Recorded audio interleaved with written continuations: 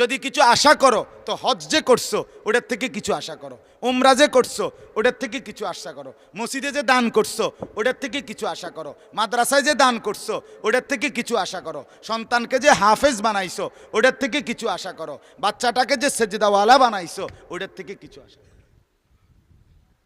ওই ফাঙ্গাস তেলাফিয়ার থেকে কিছু টুয়াইও, কথা বলেন না কেন? ও বুট মুড়ির থেকে কিচ্ছু চাইও না, ইতান দিয়া কিচ্ছুই তোর কিছু চাইলে কিসের থেকে? বন্দিগি থেকে। আল্লাহ তাআলা আমাদের প্রত্যেককে তৌফিক দেন, কবুল করেন। আজকের এই মাহফিল, এই মাদ্রাসা আপনাদের আল্লাহ তাআলা কবুল করেন। আল্লাহ তাআলা আপনাদের প্রত্যেককে ঈমান আমলের তৌফিক দান করেন।